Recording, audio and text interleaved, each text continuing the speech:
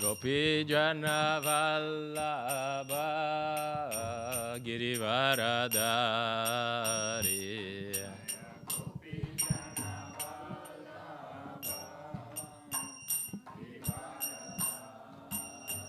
Yashodanandana Braja Janaranjana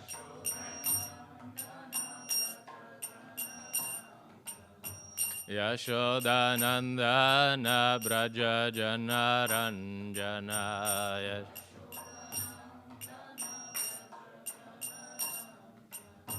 Yamunatira Vanacharya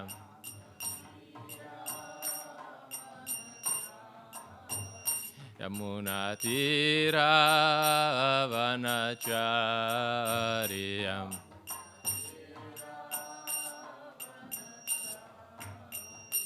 Jaya Radha Madhava Kunja Bihari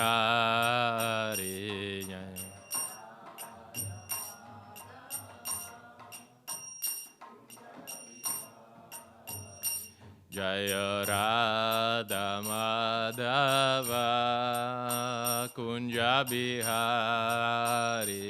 Jaya Radha Madhava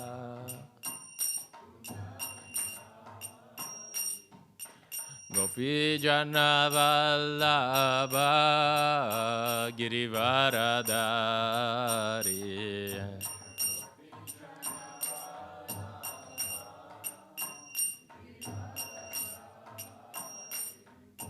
Gopi Jana Vallabha Girivaradari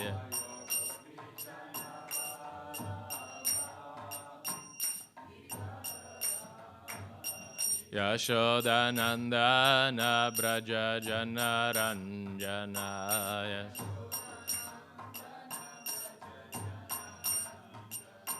Yashodanandana Braja Janaranjana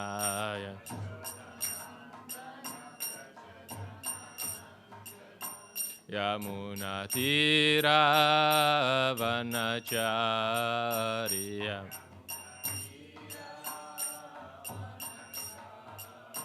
Yamunatira Vanacharya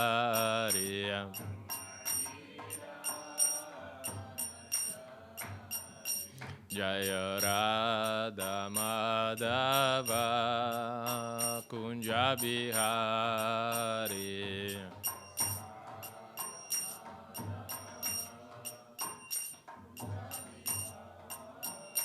Jaya Radha Madhava Kunja Bihari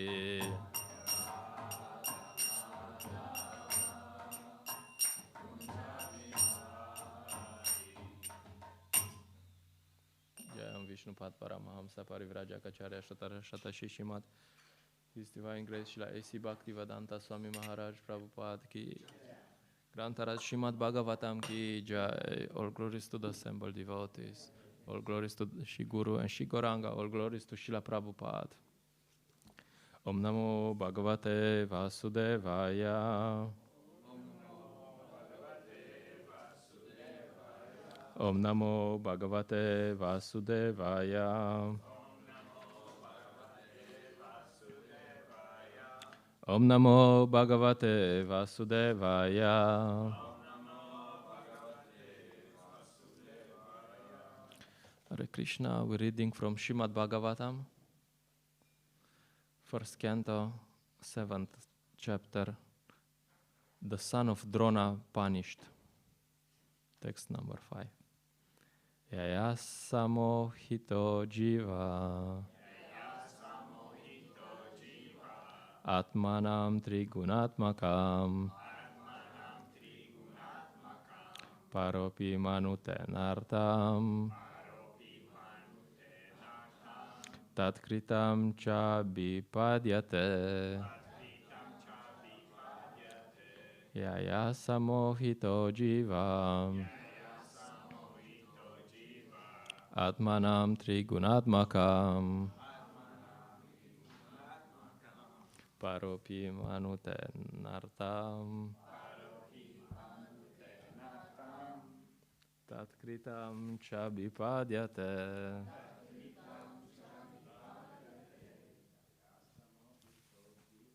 Yaya samohito jiva. Atmanam trigunatmakam. Paropi manute nartam. Tatkritam cha vipadyate.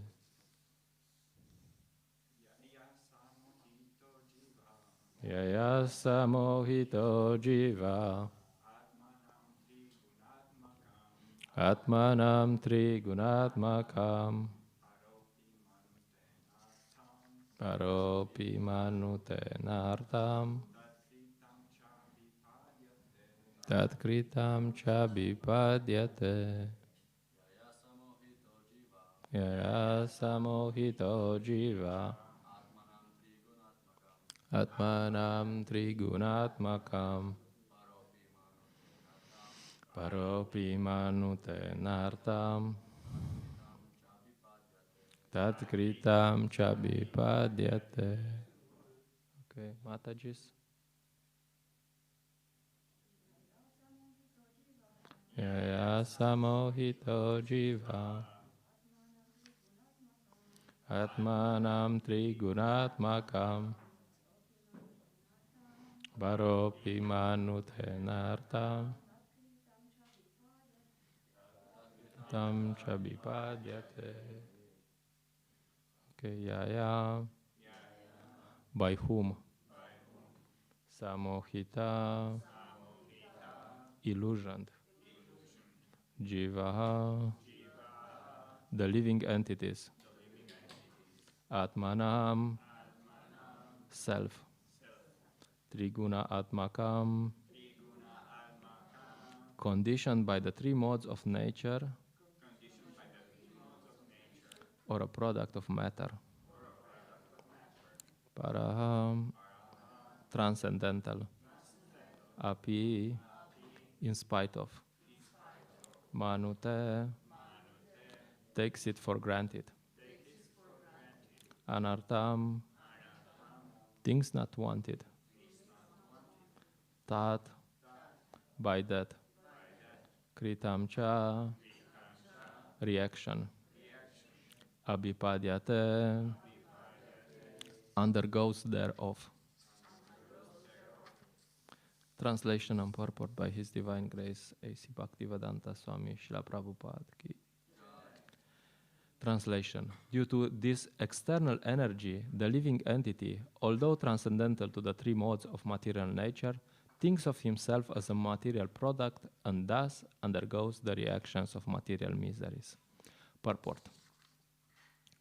Long purport, so sit comfortably. The root cause of suffering by the materialistic living beings is pointed out with remedial measures which are to be undertaken and also the ultimate perfection to be gained. All this is mentioned in this particular verse. The living being is, by constitution, transcendental to material engagement. But he is now imprisoned by the external energy, and therefore he thinks himself one of the material products. And due to this unholy contact, the pure spiritual entity suffers material miseries under the modes of material nature. The living entity misunderstands himself to be a material product. This means that the present perverted way of thinking, feeling, and willing under material conditions is not natural for him, but he has his normal way of thinking, feeling, and willing. The living being in his original state is not without thinking, feeling, willing, and feeling power. It is also confirmed in the Bhagavad Gita that the actual knowledge of the conditioned soul is now covered by nescience. Thus, the theory that a living being is absolute impersonal Brahman is refuted here. This cannot be, because the living entity has his own way of thinking in his original unconditional state also. The present conditional state is due to the influence of the external energy, which means that the illusory energy takes the initiative while the Supreme Lord is aloof. The Lord does not desire that a living being be illusioned by external energy. The external energy is aware of this fact, but still, she accepts a thankless task of keeping the forgotten soul under illusion by her bewildering influence. The Lord does not interfere with the task of the illusory energy because such performances of the illusory energy are also necessary for the reformation of the conditioned soul. An affectionate father does not like his children to be chastised by another agent, yet he puts his disobedient children under the custody of a severe man just to bring them to order. But the all-affectionate Almighty Father at the same time desires relief for the conditioned soul, relief from the clutches of the illusory energy. The king puts the disobedient citizens within the walls of the jail. But sometimes the king, desiring the prisoner's relief, personally goes there and pleads for reformation, and on his doing so, the prisoners are set free. Similarly, the Supreme Lord descends from his kingdom upon the kingdom of illusory energy and personally gives relief in the form of Bhagavad Gita, wherein he personally suggests that although the ways of illusory energy are very stiff to overcome, one who surrenders unto the lotus feet of the Lord is set free by the order of the Supreme. This surrendering process is the remedial measure for getting relief from the bewildering ways of the illusory energy. The surrendering process is completed by the influence of association. The Lord has suggested, therefore, that by the influence of the speeches of saintly persons who have actually realized the Supreme, men are engaged in his transcendental loving service. The conditioned soul gets a taste for hearing about the Lord, and by such hearing only he is gradually elevated to the platform of respect, devotion, and attachment for the Lord. The whole thing is completed by the surrendering process. Herein, also, the same suggestion is made by the Lord in his incarnation of Vyasadeva. This means that the conditioned souls are being reclaimed by the Lord both ways, namely by the process of punishment, by the external energy of the Lord, and by himself as the spiritual master within and without.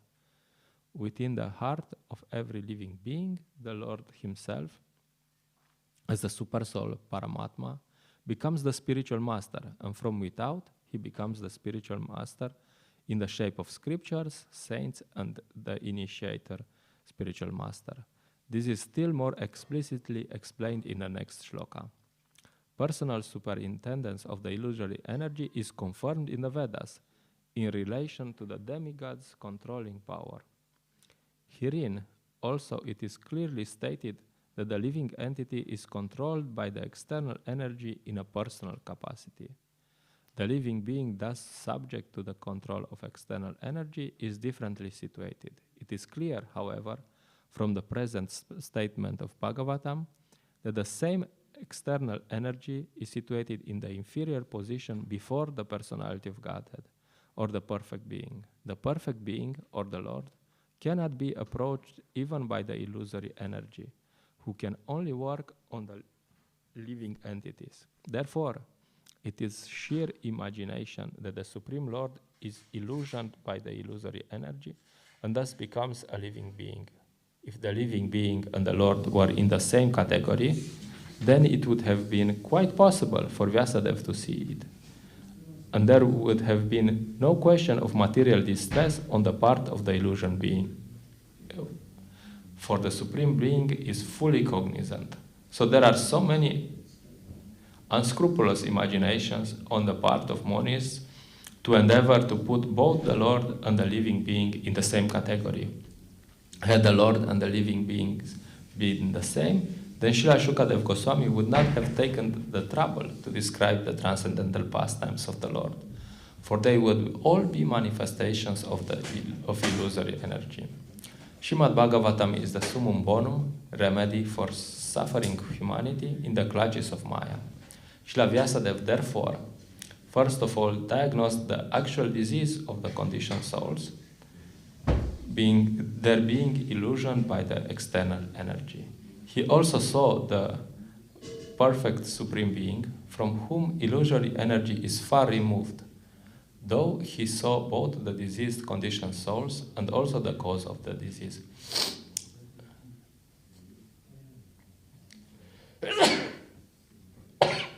Okay. And the remedial measures are suggested in the next verse.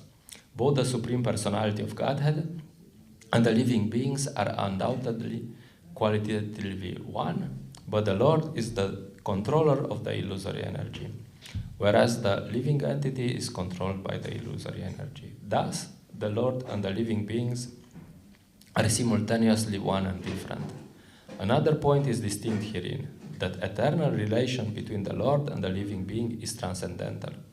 Otherwise, the Lord would not have taken the trouble to reclaim the conditioned souls from the clutches of Maya. In the same way, the living entity is also required to revive his natural love and affection for the Lord. And that is the highest perfection of the living entity.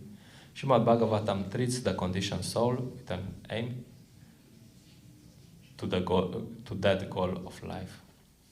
Namo Vishnu Padaya Krishna Prashtaya Bhutale Shimate Prahladananda Swamiti Namine. Namo Vishnu Padaya Krishna Prashtaya Bhutale Shimate Bhaktivedanta Swamiti Namine. Namaste Sarasvate Deve Gaurvani Pracharine Nirvishesha Shunyavadi Pashtya Deshatarine. Jai Shri Krishna Chaitanya Prabhu Nityananda Shri Advaita Gadadara Shiva Sadigora Bhakta Vrinda. Hare Krishna Krishna Krishna Hare Hare Hare Rama Rama Rama Hare Hare. There's many ideas in this purport, so we'll have to choose some.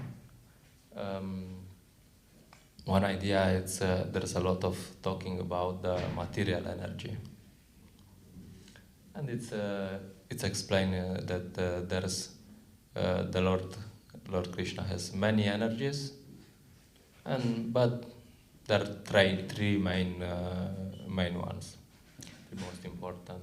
There's the internal energy, there's the external energy, and there's the marginal energy, the living beings. The point being made in these verses is that external energy is also connected to Krishna, which is true. But external energy doesn't have so much nice effects. It's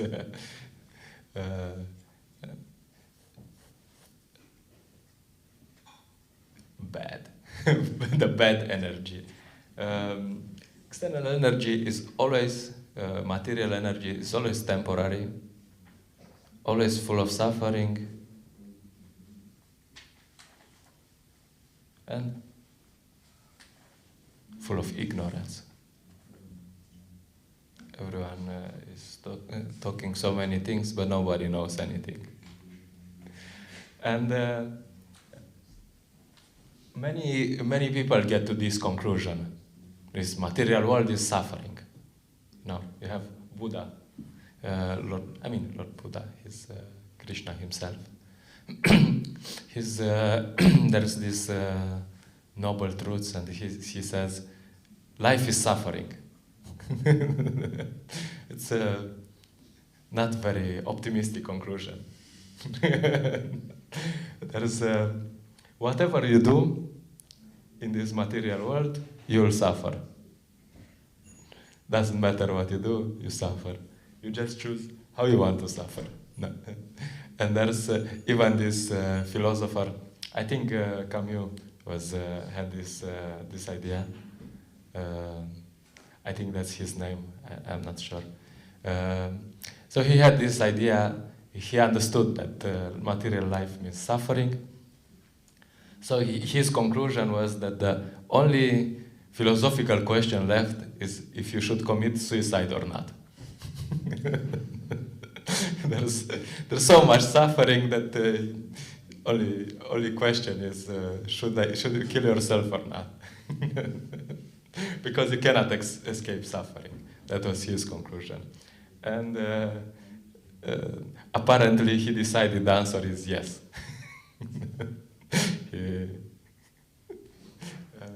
We have a bit better solutions than that. But until this point, the conclusion is right, it's a good conclusion. But it's a partial conclusion. The rest of the conclusion is missing. So it's important to understand this. In Bhagavad Gita, Krishna says in 13th chapter, he defines knowledge. And he defines there's some symptoms. One of them is one important part of knowledge is the perception of the evil of birth, death, old age, and disease. If you, this is more or less the start of material life, of spiritual life, that you understand, oh, I'm suffering. Sanatana Goswami, when he meets Lord Chaitanya, he says, I'm suffering. Why am I suffering? I'm just suffering here. What's wrong? So this is very good to understand. Material world is bad. And it's gonna be bad. And if you try to fix it, you can't fix it. And it's not meant to be fixed. So it's bad. That's it. It's finished. So if you're optimistic about finding a solution in the material world, you're not so advanced yet. So first you have to be very pessimistic about finding a material solution to the problem. If you think this thing is going to solve, no, it's not going to work. Forget it. I remember when I got the Bhagavad Gita and I read, because I was like, I don't know, 35 probably. And I read this Bhagavad Gita, and I tried many things in my life. You go to this country, that country, this way, that way. You try to be happy this way, that way, and it didn't work. And I knew it. That it didn't work. And then you open the Bhagavad Gita and you read that it's not supposed to work. It doesn't work. And they're like, wow. All right, I got the right conclusion. So that's very important for spiritual practitioners to understand that you shouldn't have any hope for the material world that it's gonna be working somehow. You will arrange. You'll get now. I'm in this place and things are bad. But if you change to this other place, things are gonna be good. No. They're gonna be maybe a bit better for some time. And Srila Prabhupada, I was listening in a series of classes, and he always says, real problem is birth, death, old age, and disease. And nobody can solve this problem. Nobody. All this material stuff, you just, there's this parallel in Bhagavatam somewhere. They said material life means you have a weight on you put it, a big weight you have to carry, So put it on your shoulder, and then the shoulder starts hurting. And then you put it on the other shoulder. And then you're like, then this shoulder starts hurting. And then you put it on your head, and then the head starts hurting, and then you hold it like this, and then So the material world, material life means just you choose which shoulder you want to have pain on. It's gonna be this shoulder, the arms, how you want to suffer. So that's a real spiritual person is very pessimistic about material world. He's not completely pessimistic. We're not same as Camille. We don't get in a car. We get on this road, and when we just go straight at some point. When the road goes left, we just go. Apparently, that's what he did. Just he concluded that material life is suffering, so got in the car, got on a cliff, and so aha. So that's not the conclusion, because in spite of all these sufferings, everyone knows it's suffering. Everyone, it's not hard to get to this conclusion. But in spite of this, people are searching for some eternal happiness, Even though it's so much suffering, everyone is looking for some eternal happiness. Everyone is searching, knowingly, how to become eternal somehow. Build a bridge that will last forever. Build a house that will last forever. Leave a legacy behind. All these ideas, how to become eternal. Why? Because the soul is eternal. And they are looking for eternal happiness, eternal something, not... Maharaj also gives this example. You have someone, you come here for the Sunday feast, and they tell you, we're gonna give you nice prasadam, and then after we'll kill you. Or we'll beat you till death. Or they're like, oh, wait, I want some enjoyment, but I want a bit long-term enjoyment, not just 5 minutes, I want long enjoyment, Why is that? Because that's the nature of the soul. The soul is looking for this eternal happiness, and it's natural. And everyone is looking for this eternal happiness. It's just...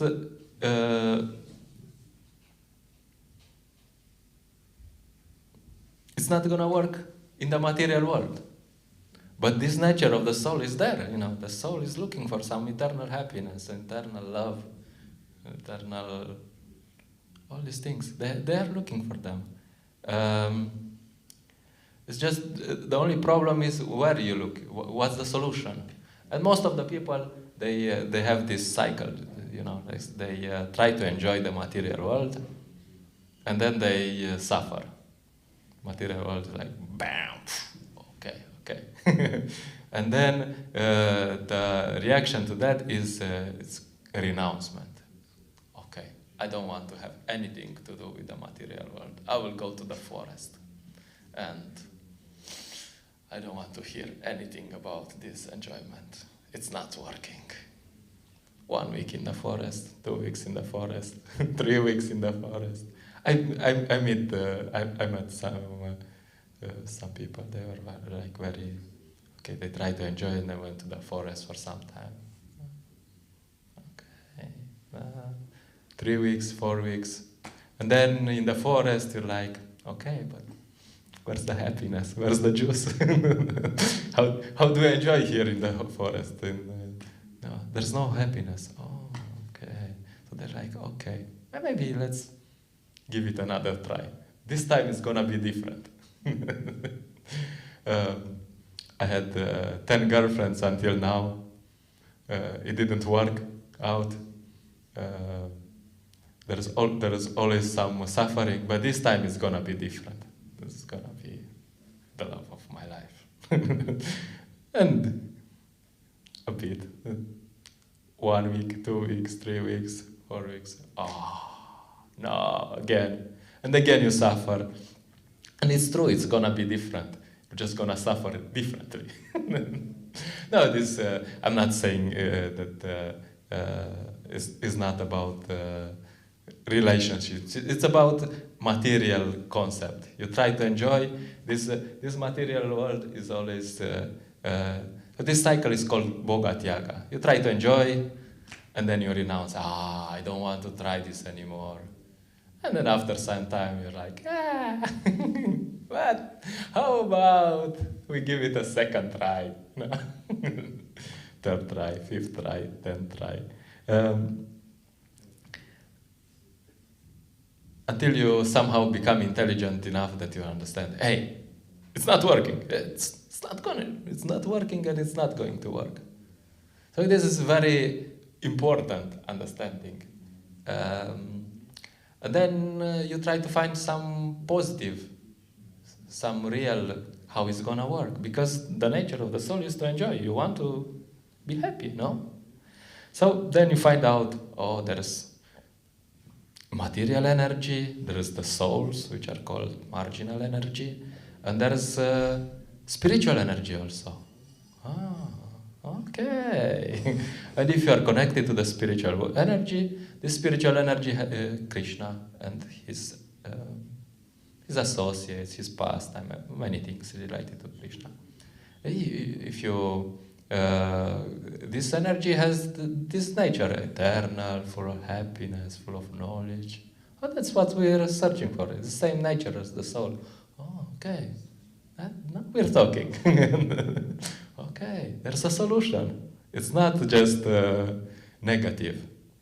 And then sometimes it's good to emphasize the negative too, but sometimes it's good to get also the positive. What's the positive? Spiritual energy, spiritual world, everyone is having fun all the time. It's spiritual fun all the time. No problem. And our position is, it's called marginal energy. It's like between the two. You can choose. You can be associated with the spiritual energy, or you can associate with the material energy. There's a few examples to explain this. It's like in the by the sea.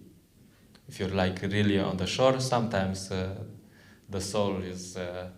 Sometimes the water comes in, sometimes the water goes back. So this is marginal. Sometimes it's in the water, sometimes it's on the land. The point is that it's never independent. Never independent. Most people have this idea that they are independent. No, you're never independent. I was just thinking, because I was looking, anyway, some political news and so on. So I was thinking, this is very simple to understand if you see the history of small countries. You have small countries like Romania, like probably Slovenian history is the same. So usually people want independence, you know. But if you look at the history, these small countries, sometimes they are dependent on this.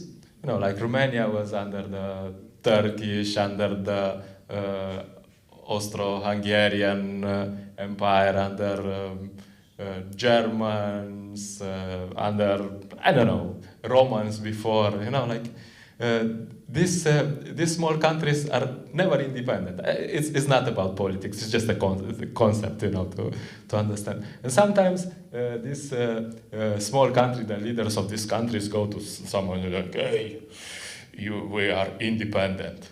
Like, can you make a deal that we're independent? And they say, and then the big countries, they're like, yeah, just you surrender all your resources onto us, and then you're independent. So the point of so the leaders said, like, oh, we're gonna be independent, but that's illusion, you know. Like, so the decisions, the traditional historical decisions of the small countries is, who do you want to be dependent on?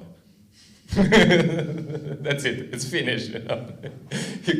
You're never independent. You know. So you're either dependent on this, or on this.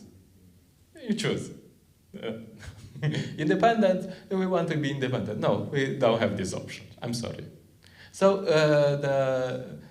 this is just I don't know, but it's a good way to understand.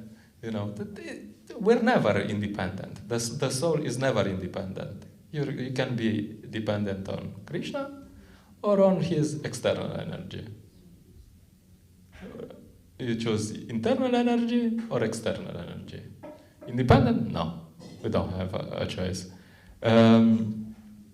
So the point is, Shri Panchatattva ki jai, Shri Gaur Nitai ki jai.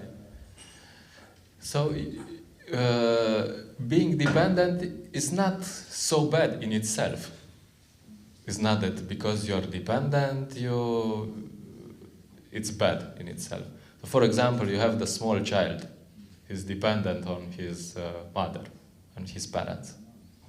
So he's just playing around the whole day. And, they feed him, they give him whatever he needs. If he cries a little, he gets new toys all the time. And toys! I want a toy. Okay, just shut up. we'll buy how much. So he's dependent.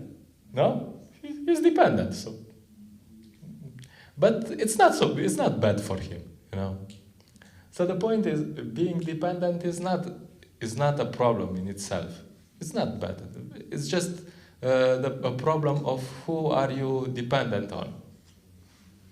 If you're dependent on someone who is wants only good for you, and he is able to protect you, and he is able to offer everything that you need, maybe not everything that you want, but everything that you need, then it's good, no? Life is good. You're just happy life. So also in the material world, then this child grows up and he's independent. What does it mean that he's independent? It means that he has to pay his own bills. Now you're independent. You don't play anymore. You have to work hard like an ass and pay your own bills, and you're independent. No problem. What's the use of such independence? So the point is,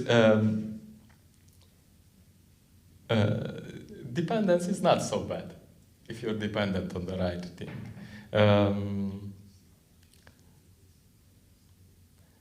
I'll skip this part. So another point related to this, because we were talking about this, is why is this material energy so hard to overcome? Why is it so hard to, you try to have some success in the material world, you can have some success for some time, and then boom, something happens, and there's always a problem. You think you're gonna be the best, and at some point, why? And Krishna says in the Bhagavad Gita that this is my energy. I have empowered this energy. It says, Durataya means it's very hard to overcome. Like when you see someone, he's gonna do something stupid, and you say, we wish you good luck.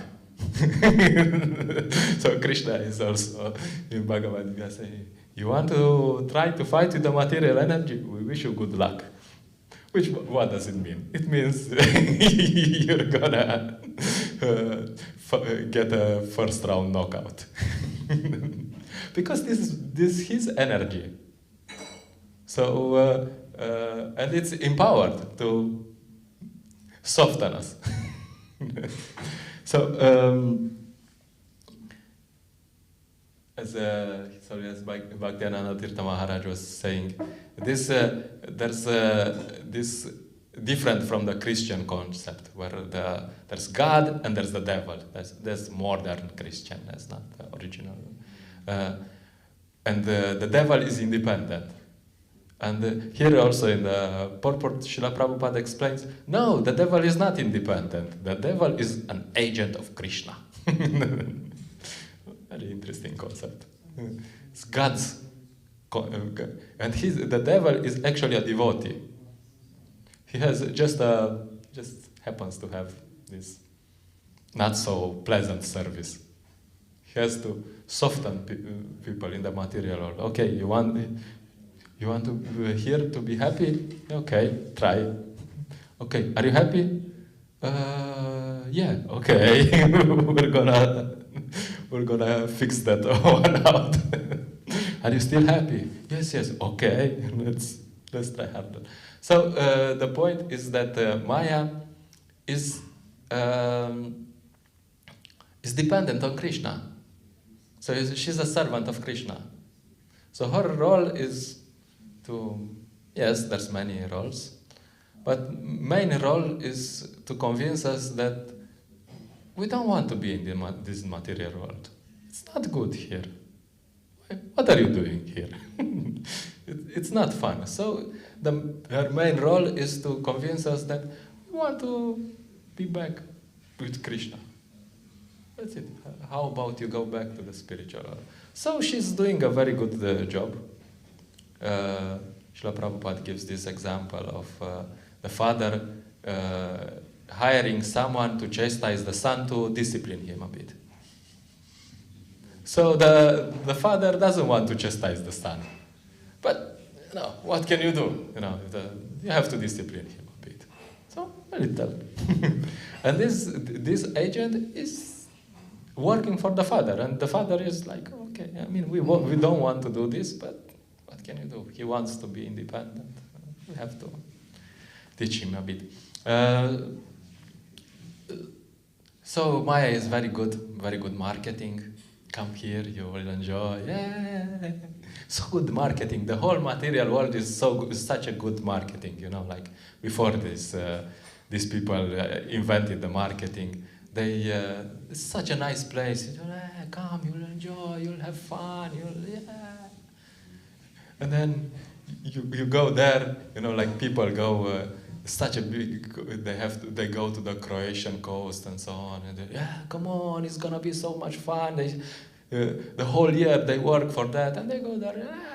Some water, and a bit of sun. It's okay, but come on, we work for this the whole year. So the material world is like that. So much marketing, like so big marketing. Enjoyment, yes, and little enjoyment. And also temporary. So, and of course, Maya is doing this marketing, and also at some point, her idea is, you'll be confused. You'll understand at some point. This is not gonna work. It's a lot of marketing, good, and product, very insignificant. So Maya is on one side, in which Krishna works. Maya is there to kick us all the time, to remind us, hey, you're in the wrong place. You want to be happy? You're not here. Then you go to Krishna, and then you'll be happy. Okay, here? No happiness. And the second way in which Krishna works, Srila Prabhupada says in the purport, he comes himself also. And he says, you want to get out of the material world, you're a bit intelligent, we'll tell you how, no problem. We don't want you to be here. We'll give you the process, we give you the path, we give you everything. And Krishna also does that. And as soon as you surrender to Krishna, Maya is like, good boy. Boy, no need to chastise him anymore. Good boy. No problem. And then Maya is very happy. Finally, at least one. So, anyway, that's the main point. That the material world is not a nice place. And Maya is here to remind us and also to offer us options. But even though she offers us options, she's hoping that we'll say no. Like, do you want to enjoy? No, thank you. Oh, nice boy. Okay, good boy. And as soon as we surrender to Krishna, it's very easy to deal with Maya because she's a devotee. So she's okay. He wants to surrender. Okay, no problem. We arrange for him. So yeah, we stop here. There's some questions, comments.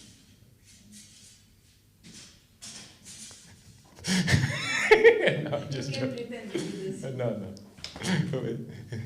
Please be merciful to us. Mataji always has some difficult questions, so. Oh, this is a difficult one. So.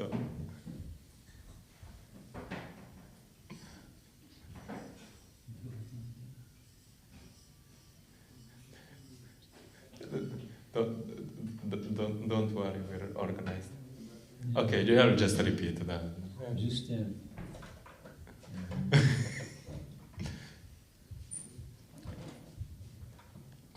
I just ask?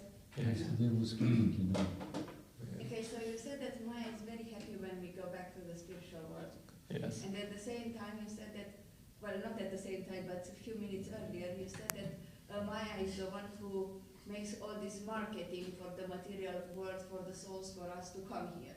Yes. So why does she make such a interesting and attractive marketing for us to get here, if she's happier with us being there in the spiritual world more? Why is she trying so hard to get us to come here?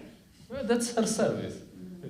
It's just the spirit soul has this free will. You can choose to be with Krishna or you can choose to be somewhere else. So if you want to have free will, then you have to have options. No? Otherwise, if you can be in the spiritual world and there's no other options. No, there has to be other option. And Krishna knows that hey, there's people who don't want to be in the spiritual world. So no problem, they have to be somewhere. So there has to be some sort of arrangement. They have to be somewhere, like, and this is arrangement by Krishna eventually, through, and if you here there's two reasons why the material world exists. One is that you have to try to somehow try to enjoy without Krishna. There has to be some facility to be able to try to somehow enjoy. And so this is one thing. So that's my role. You want to forget Krishna? Okay, we'll cover you. And we'll offer you some options. Okay, it is enjoyment, that enjoyment.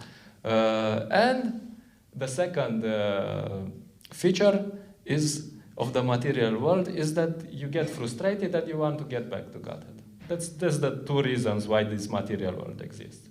Someone who doesn't want to be with Krishna, he's given the option, okay, you have to try to enjoy somewhere, because you have to enjoy somewhere, you know. It's the nature of the soul to enjoy. And the other thing is you try to enjoy for some time and then eventually you see, hey, it doesn't work. So this material world is perfect.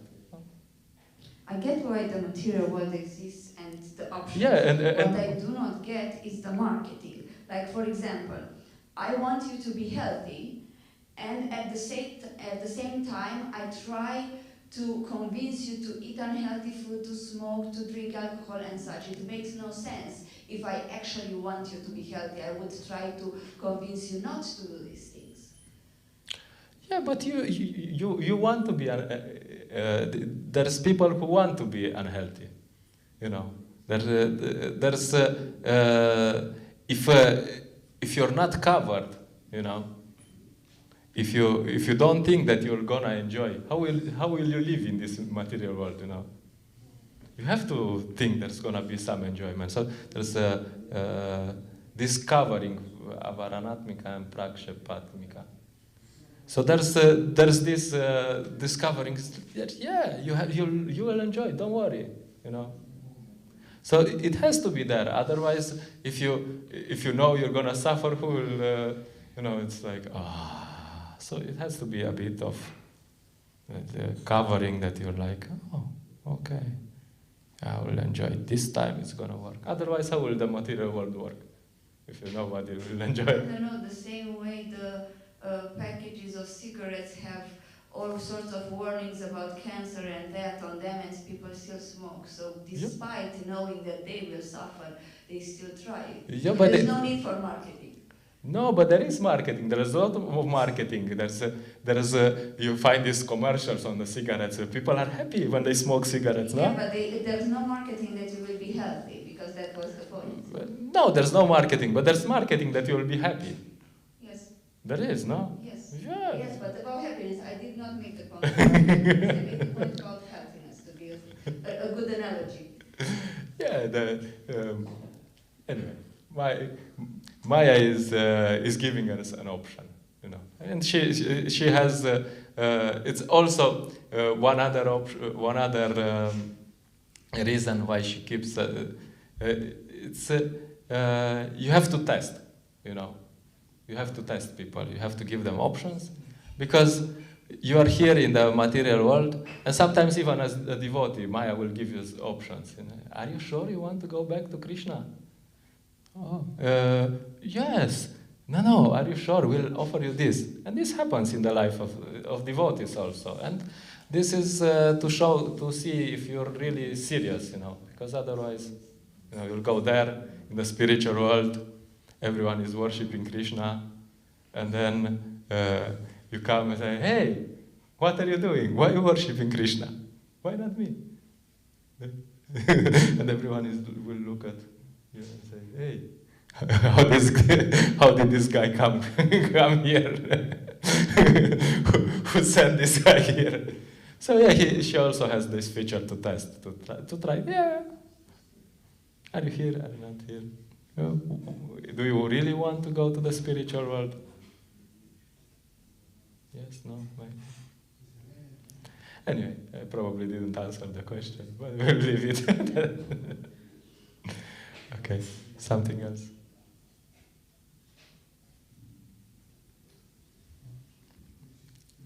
I have one question. I don't think all suffering is bad. Like when you have at home, you have garden and you take care of the garden and you suffer a lot, but at the end, like, you're happy. You have fruits and flowers and things that make you happy. So what about that? I don't know. Some suffering is good, I think, sometimes. Some suffering can make you happy. Yeah, I mean, there's tapasya in spiritual life is very important, that you do some things, at least that on long term you're not suffering. You see, there's some benefit. You know, in the spiritual life there's some austerity, and then you get to the end. But sometimes the point is that it has to bring you to happiness. And if it really brings you to happiness, then it's not really suffering, you know. It's actually sweet. You know, like there's this verse from Nectar of Instruction, that the transcendental names, pastimes of Krishna, they are sweet. You know, so everything that is really spiritual, in the beginning it might not seem sweet. So, but at the end you'll see, oh, this is sweet, this is happiness. So the happiness is there. And also there's, if you, there's in 18th chapter, there's the happiness in the three modes. It says in the mode of ignorance, there's suffering and more suffering. Even when they get drunk, they are suffering. They think they are enjoying, but they are suffering. And then after, they will be suffering because they will have a headache and so on. So there's suffering and suffering. In mode of passion, there's some happiness in the beginning. The love of my life, finally. And then suffering at the end. And in mode of goodness, it's suffering in the beginning, or apparent suffering. Being clean is not suffering. But for some of us, to be clean, it's suffering. It's so, I don't know, it's... And then you see, oh, this happiness actually.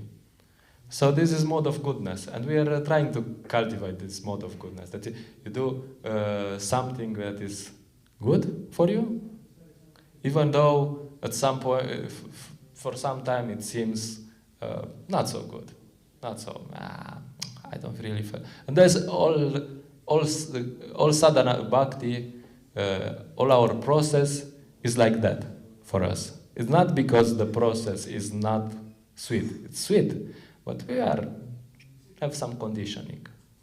So it's very hard to, I have to wake up early. Oh my God. And I have to chant this mantra 16 rounds every day, Prabhu.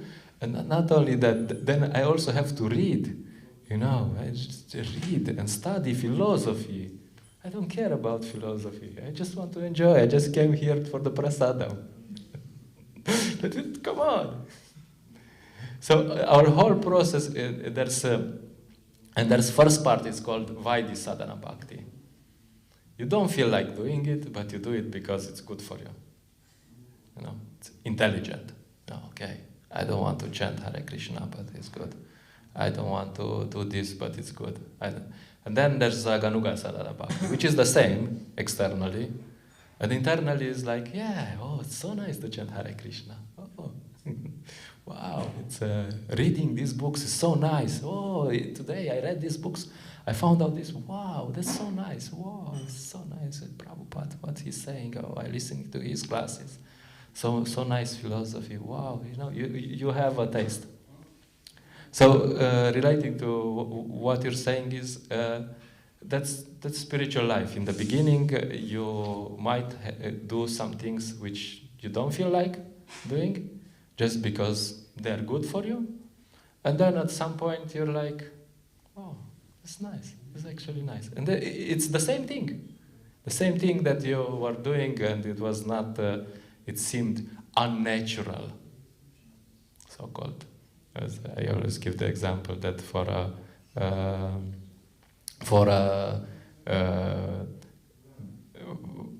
an alcoholic, the vodka is natural for him. He says, "Oh, this is natural. It's good." So, can you chant some Hare Krishna? No, this is unnatural. So the point is. Spiritual life is closer to goodness, and sometimes we do these things which Srila Prabhupada and his representatives tell you can do this and it's good for you, and then we do it like we do it somehow. It's good for me. I will do it, and then you see it works. It's good. I'm happy. Oh, that's so nice. So that's an example of goodness. You gave just an example of something in goodness, but I just put it into our sadhana bhakti. So sometimes you have to do something that causes you suffering. All right, we stop here. Thank you so much. Grantara Srimad Bhagavatam ki jai, Srila Prabhupada ki jai.